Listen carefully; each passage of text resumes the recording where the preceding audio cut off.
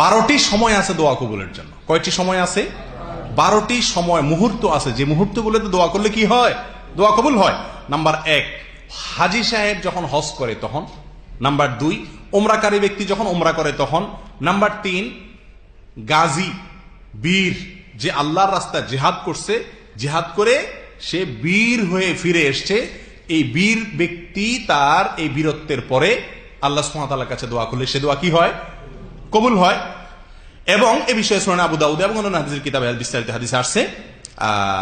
Number 4, আজানের সময় দোয়া করলে কি হয়? দোয়া কবুল হয়। নাম্বার 5, যুদ্ধের সময় দোয়া করলে দোয়া কবুল হয়।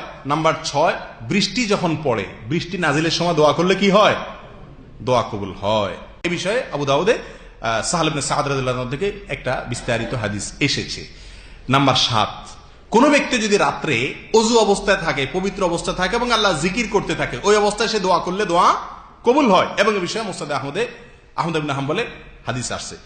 নাম্বার 8, রাতের শেষ ভাগে, ভোর রাতে যদি কেউ উঠে আল্লাহর কাছে দোয়া করে, এই সময় দোয়া কবুল হয়। এই বিষয়ে সহিহ বুখারীর বিখ্যাত হাদিস আছে, আমরা জানি নবী আলাইহিস সাল্লাতু ওয়াস সালাম বলেছেন, ভোর রাত যখন হয় আল্লাহ তাআলা দুনিয়ার আসমানে আসেন, এসে বান্দাকে ডাকতে থাকেন, তোমাদের কোনো চাওয়া আছে কিনা পেশ করো, আমি চাওয়া মঞ্জুর করব। তাহলে ভোর রাতে দোয়া করলে দোয়া কবুল হয়। নাম্বার 9, জুমার দিন, আগামীকালকে শুক্রবার, এই শুক্রবারে জুমার দিনে একটা সময় আছে যে সময় দোয়া কবুল হয়। কোন সময় সেটা হাদিসে নির্দিষ্ট করে বলা হয় নাই। মুহাদ্দিসিন ইকরাম এক একজন এক একটা মন্তব্য যার যার ধারণা অনুযায়ী করেছেন। কেউ বলেছেন আসরের পরে, কেউ বলেছেন জুমার আগে পরে, বিভিন্ন সময়।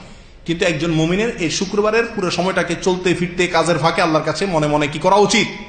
দোয়া করা উচিত। কারণ একটি সময় আছে দোয়া কবুল হয়, এটা কোন সময় আমরা কেউ জানি না। নাম্বার 10, লাইলাতুল কদরে দোয়া করলে কি হয়? দোয়া কবুল হয়।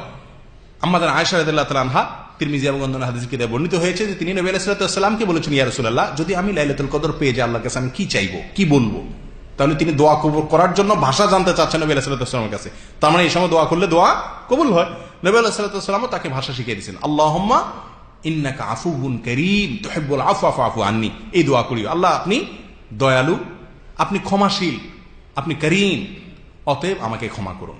তাহলে লাইলাতুল কদরে এই সময় দোয়া করলে, এই রাতে দোয়া করলে কি হয়? দোয়া কবুল হয়। নাম্বার 11, আজান এবং একামতের মধ্যবর্তী যে জায়গাটা, আমরা বেশিরভাগ টয়লেটে পড়ে থাকি, এই টাইমটাতে দোয়া করলে কি হয়? দোয়া কবুল হয়। নাম্বার 12, 5 ওয়াক্ত সালাতের একেবারে শেষ ভাগে এসে দোয়া করলে দোয়া কবুল হয়। দোয়া মাসুরা পড়ি না আমরা আত্মায়াত দুরুদের পরে? এই দোয়া মাসুরার জায়গায় শুধুমাত্র দোয়া মাসুরা আল্লাহুম্মা ইন্নী যালামতু নাফসি না, এখানে রব্বির হামহুমা পড়তে পারেন, রব্বানা আতিনা ফিদ দুনিয়া পড়তে পারেন, যে কোনো দোয়া আপনি এই জায়গায় পড়তে পারেন। দোয়া জায়গা, এই জায়গা হলো দোয়া কবুলের জায়গা। কেউ কেউ বলেছেন সালাতের শেষে। এ হলো মোট 12টি জায়গা, যে জায়গাগুলোতে কি হয় ভাই? দোয়া কবুল হয়। 4 অবস্থায় দোয়া কবুল হয়। এবার আসি অবস্থায়। 4টা অবস্থা আছে যে অবস্থায় কি হয়? দোয়া কবুল হয়। নাম্বার 1, সফর অবস্থায় দোয়া কবুল হয়। কি অবস্থায় দোয়া কবুল হয় ভাই? সফর অবস্থায়। ইবনে মাজাহ আবু হুরায়রা রাদিয়াল্লাহু তাআলা বর্ণিত হাদিসে আসছে, নবী আলাইহিস সাল্লাম বলেছেন, সালাতু দাওয়াত ইউস্তাজাবু লাহুন্না লা শাক্কা ফিহিন্না। 3টা দোয়া কবুল হয়, কোনো সন্দেহ নাই। তার ভিতরে একটা দোয়া হলো দাওয়াতুল মুসাফির। কার দোয়া ভাই? মুসাফির ব্যক্তির দোয়া। আপনি যখন সফরে থাকবেন তখন আল্লাহর কাছে মনে মনে কি করতে থাকেন? দোয়া করেন। আমরা সাধারণত সফর করলে ওই সময় আল্লাহর অবাধ্যতা আরো বেশি করি, গান বাজনা ফুর্তি ফার্তা করতে করতে সফর করি, ঠিক না বে ঠিক? বিমানে উঠলে আগে হেডফোন লাগাই নিয়া, ইয়ারফোন লাগাই নিয়া এরপরে গান শুনতে শুনতে বিমানে যাই, ঠিক না বে ঠিক? গায়েতে উঠলে বলি সুপারভাইজার সাহেব হিন্দি গান লাগাই দেন, জাগানাকা গান লাগাই দেন, ঠিক না বে ঠিক? অথচ সফরে কি হয়? দোয়া কবুল হয়। আর ওইখানে আল্লাহর গজব আসার কাজ আমরা বেশিরভাগ করে থাকি। আল্লাহ আমাদের বোঝার তৌফিক দান করুন। তাহলে প্রথম হলো সফরের দোয়া, সফরের সময় প্রথম হলো তাহলে মুসাফিরের দোয়া, সফর অবস্থা কবুল হয়। নাম্বার 2, রোজাদার ব্যক্তির দোয়া রোজা অবস্থায় কি হয়? কবুল হয়। ইবনে মাজাহ এই সম্পর্কে বর্ণিত হাদিসে আসছে, নবী সাল্লাল্লাহু আলাইহি ওয়াসাল্লাম বলেছেন, ইন্নাল ইসসাইম ইনদা ফিতরিহি লা দাওয়াহ মা তুরাদ। ইফতারের আগে পর্যন্ত রোজাদার ব্যক্তির দোয়া কি হয়? দোয়া কবুল হয় এবং ফেরত দেওয়া হয় না। নাম্বার 3, যে ব্যক্তি দেয়ালে পিঠ ঠেকে গেছে তার দোয়া কবুল হয়। আমরা 3 যুবকের ঘটনা জানি, বিখ্যাত হাদিসে আসছে, নবী সাল্লাল্লাহু আলাইহি ওয়াসাল্লাম বলেছেন যে 3 জন যুবক একটি গর্তে আশ্রয় নিয়েছিল, গর্তের মুখ পাথরে বন্ধ হয়ে গেছে, তারা বের হওয়ার কোনো জায়গা নাই, উপায় নাই, তারা মৃত্যুর প্রহর গুনছে। এই অবস্থায় তারা 3 জনে 3টি আমলের কথা স্মরণ করে আল্লাহর কাছে কি করছেন? দোয়া করছেন। আল্লাহ সুবহানাহু ওয়া তাআলা 3 জনের দোয়া কবুল করে তাদেরকে রক্ষা করেছেন। তাহলে যখন কোনো উপায় থাকে না, দেয়ালে পিঠ থেকে যায়, তখন যদি আপনি আল্লাহর কাছে দোয়ার শর্ত পূরণ করে সুন্দর করে ভালো করে দোয়া করতে পারেন, ইনশাআল্লাহ ওই সময় দোয়া কি হবে? কবুল হবে। নাম্বার 4, ন্যায়পরায়ণ শাসক, যে ব্যক্তি জুলুম করে না, অবিচার করে না, তার অধীনস্থদের প্রতি কি করে না? অবিচার করে না, সেই শাসকের দোয়া আল্লাহ কি করেন? কবুল করেন। তিরমিজি ইবনে খুজাইমার হাদিসে আসছে নবী আলাইহিস সাল্লাতু ওয়াস সালাম বলেছেন, সালাসুন লা তুরাদ্দু দাওয়াতুহুম, 3 ব্যক্তির দোয়া ফেরত দেওয়া হয়। এর ভিতরে প্রথম বলেছেন আল ইমামুল আদিল, ন্যায়পরায়ণ শাসক। এরপর আসেন দোয়া কবুলের সর্বশেষ পয়েন্ট যেটা, সেটা কোনটা? সেটা হলো কিছু কিছু আমল আছে, কিছু কিছু কথা আছে, যে আমলগুলা করলে, যে কথাগুলো বললে, যে জিকিরগুলা বললে দোয়া কবুল হয়। কথা বুঝে আসছে? এরকম 7টি আমল আছে, 7টি জিকির আছে, যেগুলোর পরে দোয়া করলে কি হয়? দোয়া কবুল হয়। সহিহ বুখারীর হাদিসে আসছে, উবাদা ইবনে সামিত রাদিয়াল্লাহু বর্ণনা করেছেন, ঘুম থেকে ওঠার পরে আপনি যদি দোয়া করেন আল্লাহর কাছে, লা ইলাহা ইল্লাল্লাহু ওয়াহদাহু লা শারীকা লাহু লাহুল মুলকু ওয়া লাহুল হামদু ওয়া হুয়া আলা কুল্লি শাইইন কাদির, আলহামদুলিল্লাহ ওয়া সুবহানাল্লাহ ওয়া লা ইলাহা ইল্লাল্লাহু আল্লাহু আকবার ওয়া লা হাওলা ওয়া লা কুওয়াতা ইল্লা বিল্লাহ, এটা বলার পর যদি বলেন আল্লাহুম্মা গফিরলি, অথবা আল্লাহর কাছে যা চান সেই চাওয়া আল্লাহ কি করবেন? পূরণ করবেন। একটি জায়গায় ঘুম থেকে ওঠার পরে যদি আপনি এই দোয়া পড়ে আল্লাহর কাছে দোয়া করেন, দোয়া কবুল হবে। নাম্বার 2, আপনি যদি ইউনূস আলাইহিস সালামের দোয়া দিয়ে দোয়া করেন, তাহলে সে দোয়ার পরে আপনি যা চাইবেন আল্লাহ সেটা কি করবেন?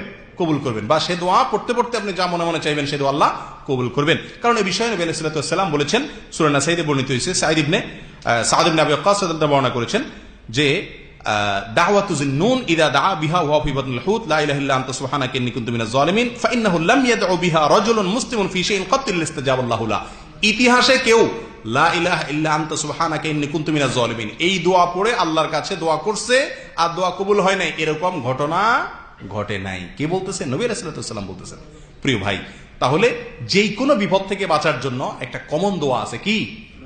দোয়া ইউনূস, লা ইলাহা ইল্লা আনতা সুবহানাকা ইন্নী কুনতু মিনাজ জালিমিন। এটা পড়ে দোয়া করলে বা এটা পড়ে দোয়া করলে দোয়া কবুল হয়। নাম্বার 3, ইসমে আজম পড়ে দোয়া করলে দোয়া কবুল হয়। এই বিষয়ে তিরমিজির একটি হাদিসে আসছে, নবী আলাইহিস সালাম বলেছেন, যেটা আব্দুল্লাহ ইবনে বুরায়দা রাদিয়াল্লাহু তাআলা আনহু আব্দুল্লাহ ইবনে বুরায়দা তার বাবার সূত্রে বর্ণনা করেছেন যে নবী আলাইহিস সালাম বলেছেন, কোন ব্যক্তি যদি দোয়া করে এই কথা বলে, আল্লাহুম্মা ইন্নী আসআলুকা বিআন্নী আশহাদু আন্নাকা আনতাল্লাহু লা ইলাহা ইল্লা আনতা আল আহাদ আস-সামাদ আল্লাযী লাম ইয়ালিদ ওয়া লাম ইউলাদ ওয়া লাম ইয়াকুল লাহু কুফুয়ান আহাদ, এটা বলে যদি দোয়া করে তার দোয়া আল্লাহ কি করেন? কবুল করেন। কয়টা গেল? 3।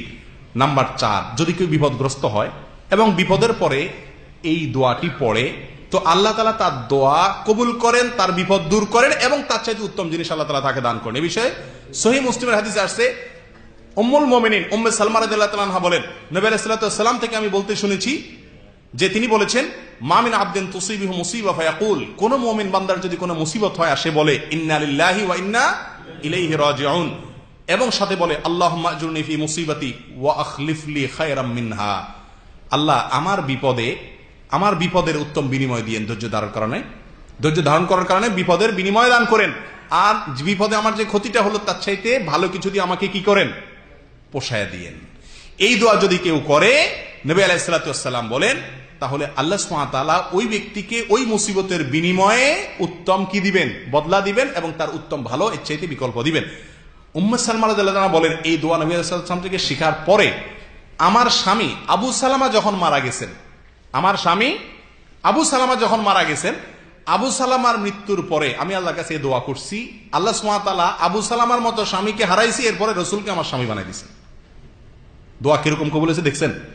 তাহলে এই দোয়া করলে দোয়া কবুল, এই দোয়া করে দোয়া করলে কি হয়? দোয়া কবুল হয়। কয়টা গেল? 4টা। নাম্বার 5, আল্লাহর কাছে যে ব্যক্তি জিকির করে বেশি বেশি, তার দোয়া কি হয়? ওই জিকিরের পরে দোয়া করলে দোয়া কবুল হয়। এই বিষয়ে হাদিসে আসছে সালাতুন লা ইউরাদ্দু দুআউহুম, এর ভিতরে আসছে ব্যক্তি আল্লাহকে বেশি বেশি জিকির করে তারপর দোয়া করলে দোয়া কবুল হয়। 6 নম্বর, কোরআন তেলাওয়াতের পরে দোয়া করলে দোয়া কবুল হয়। যদিও এই বিষয়ে কয়েকটা হাদিস বর্ণিত হয়েছে, এর ভিতরে বেশিরভাগ হাদিসগুলাই জয়ীফ, কিন্তু একটা হাদিস আছে কিছুটা প্রমাণযোগ্য, যেটাকে আল্লামা আলবানী রাহমাহুল্লাহ সহ অনেকে হাসান বলেছেন। সেই হাদিসের আলোকে বোঝা যায় যে কোরআন তেলাওয়াতের পরে দোয়া করলেও দোয়া কবুল হয়, কিন্তু আনুষ্ঠানিক কোনো দোয়া নাই, হুজুর দিয়ে দোয়া করানোর কোনো সিস্টেম নাই, এবং গতানুগতিক কোনো দোয়া যেগুলো আমাদের সমাজে প্রচলিত আছে এগুলোর কোনো ভিত্তি নেই। নাম্বার 7, জমজমের পানি দোয়া পান করার পরে দোয়া করলে বা চাইলে সেটা কি হয়? দোয়া কবুল হয়। ইবনে মাজাহ হাদিসে আসছে, নবী আলাইহিস সালাম বলেছেন, মা ও জমজম লিমা শুরিবালা, জমজম পানি পান করার পরে আপনি বা পান করার সময় যে উদ্দেশ্যে আপনি পান করেন, যে চাওয়া আপনি আল্লাহর কাছে পেশ করেন, সেটা আল্লাহ তাআলা কি করেন? পূরণ করেন। তাহলে এই 7টি ক্ষেত্রে